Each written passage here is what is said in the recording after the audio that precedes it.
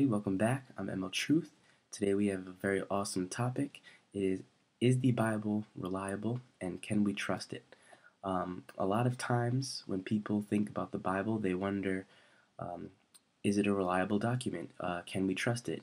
Did the events in it actually happen? How can we trust a book that was written over 2,000 years ago almost? And this is something that we really need to study and focus on because it's very important. And the first topic I want to talk about when it comes to the Bible being reliable is the misconception that people have when it comes to the certain councils, like the Council of Trent or the Council of Nicaea, and them putting together the Bible at those councils. So let's just look, for example, at the Council of Nicaea, which happened in 325 AD. So it was organized by the Roman Emperor Constantine, and their goal was to establish common doctrine for all the Christian churches in the world. And they also established a date for Easter there, and the main issue was, the deity of Christ, God the Father, Jesus the Son, and were they one being. And that was their goal at the Council of Nicaea, just to organize the Christian religion and have one common belief. And people believe that that's also where they put together the biblical canon, and that's just not true. Bart Ehrman, who wrote in The Truth Fiction in the Da Vinci Code, Oxford University Press, 2004, wrote that there was no record of any discussion at the Council of Nicaea that had to do with the biblical canon. Now, what's important is that Bart Ehrman, I believe, is a skeptic, and he's an unbiased source of information. So if this person is saying that there's no record of any discussion at the Council of Nicaea about the Bible being put together, then I believe we can trust it. So there's no evidence that the canon Bible was put together at Nicaea, or any of the other councils for that matter. So how did the biblical canon come about? How did it get developed? So let's answer first what the biblical canon is. The Old Testament, which is the Hebrew Bible, which is 39 books. You have the first 5 books, which is called the Torah, Genesis, Exodus, Leviticus, Numbers, Deuteronomy. And then you have the next books, which are for Joshua all the way through Malachi. And then you have the New Testament, which is 27 books. You have the 4 Gospels, all of the letters from Paul and everyone else. And then you have Acts and Revelations. Altogether, that's 66 books in the Bible. So is the Bible reliable? Can we trust what we have? Do we have what was originally written? One way to test this is through textual criticism. Now, I believe that this video can better explain it, so I'm going to let you guys view it, and then we're going to touch on some more topics. Is the Bible reliable? In other words, is it reasonable to believe that we still have what the authors originally wrote? Let's look at the evidence. There are some 24,000 handwritten copies of the 27 books that make up the New Testament. The oldest fragment is dated to within decades of the original, and the oldest complete New Testament is less than 300 years from the originals. Compare that to the second best preserved ancient work, Homer's The Iliad, with 643 copies, the oldest at 500 years from the original. Then there's Sophocles with 193 copies at 1400 years, Aristotle with 49 copies at 1400 years, and so on. So for an ancient document, the attestation of the New Testament is extraordinary. But how accurate are those copies? The New Testament record has 40 lines of textual corruption with an accuracy of 99.5%. The Iliad has 764 lines of corruption with an accuracy of 95%. But let's get some more detail. Some claim there are as many as 400,000 textual variants across the New Testament record. That's a lot, so it's a good thing we have textual criticism, which, very simplified, works something like this. There's an original, which we don't have, and there are copies and copies of copies that we do have. So say someone accidentally or intentionally changed something here, here, and here. Well, they just work backwards through all the copies, pinpoint the history of the changes, and reconstruct what the original looked like. Of those 400,000 variants, the overwhelming majority are due to things like spelling, grammar, and other common scribal errors. Less than 1% of those variants actually affect the meaning of the text, and only a fraction of those are considered unresolved by textual criticism. But not one Christian teaching or belief is dependent on or changed by any variant. What about the... Now, after watching that video, it's really important to understand the one claim that they make at the end, and that is that not one Christian belief is dependent on or changed by any of the variants explained in the video. Now that's extremely important because even if there was some type of error in the Bible, it still doesn't affect our beliefs in any way.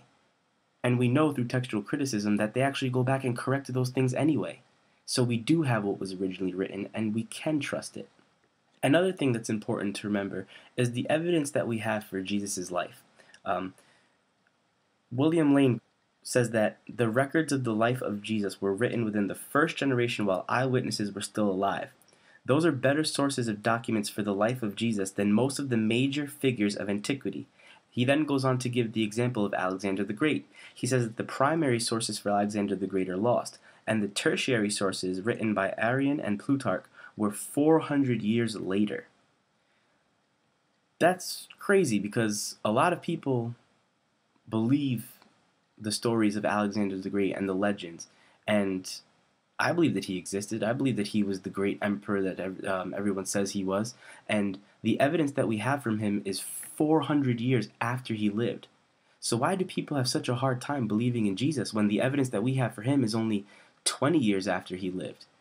It's even more reason to believe in Jesus. We have more evidence for Jesus than we do some major historical figures. One of the biggest objections when it comes to finding out if the Bible is reliable is people bringing up the fact that there's contradictions in the Bible. There are no contradictions in the Bible. When you read it through and study it, you find out why certain things were said and what they actually mean. A lot of times, when people say that there's a contradiction, usually they're reading one sentence and they take it out of context and then they twist it so that they could show that it's a contradiction. When if you look at the entire passage, entire paragraph, or entire chapter, and then you find out why what was said, then you learn that it wasn't a contradiction. Another important thing is that in the case of the Gospels, they say that all 4 Gospels contradict one another, when in actuality, it's 4 different perspectives of what was happening during that time. And I'm going to show you another video that better explains this. Welcome to the 1 Minute Apologist. If you had 1 minute to be able to unpack for the audience, we interview the world's leading apologists to provide credible answers to curious questions. And somebody was to say the Gospels have contradictions in them, how would you answer that question? I'd say there are 3 essential issues in coming to grips with these differences, these tensions in the Gospels. The first one has to do with the ability to distinguish between a difference and a contradiction. A contradiction would be something like when the Titanic sank, there were survivors who said that the Titanic broke in half and then sank, and then other survivors said no, it went down intact. That is a contradiction. There's no way of reconciling that. A difference would be something such as, I come home and my wife said, you wouldn't believe this, an hour ago a guy shows up at the door and from Publishers Clearinghouse and he gives me a check for $15 million. But then an hour later she's talking to her mom and says, you wouldn't believe this, but a little while ago 2 guys show up at my door. One gave me this check for $15 million, the other's videotaping the thing saying I'm going to be on television. That's a difference, it's not a contradiction. One contained more information, the other was not exhaustive. Many of the differences we have, or alleged contradictions in the Gospels, are actually differences and not contradictions. A second issue that we would look at is to understand the genre or literary type of the Gospels, because they're according to Greco-Roman biography, and just like in much of today's literature, there were certain literary liberties that were allowed. Time compression, lack of precision when it came to minor chronological details, and such as the temptations of Jesus in the wilderness. Matthew and Luke, one of them inverts the second and third. We wouldn't regard that as a contradiction. We would say that that's a difference. It really doesn't matter the chronology, something like that. Again, most of them can be looked at as understanding the genre, the literary type of the Gospels, rather than contradictions. And then the third point I would make is the importance of differences, and that is this. I don't see any direct contradictions in the Gospels, but let's just suppose for a moment that there were. That doesn't mean that the Gospels are unreliable. It may force us to revise some of our views of inerrancy, but it wouldn't mean that they're historically unreliable. No more than the fact that eyewitnesses, survivors of the Titanic, contradicted on whether she broke in two, nullifies the story that the Titanic sank. So putting this all in perspective, we see that this really doesn't at all call into question the historical reliability of the Gospels. After watching those two videos, there's some pretty solid evidence that the Bible is a very reliable document. Now, the last point I want to stress is probably the most important. As believers, we believe in an amazing God, a God that can do all things, a God that created this universe, a God that rose from the dead and sacrificed himself for our sins.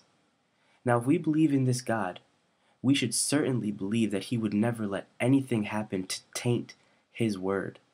The Bible is an incredibly reliable source, and I've given you historical evidence, reasoning, logic, and the last bit of evidence is the fact that our God has preserved this document, and it is the Word of God.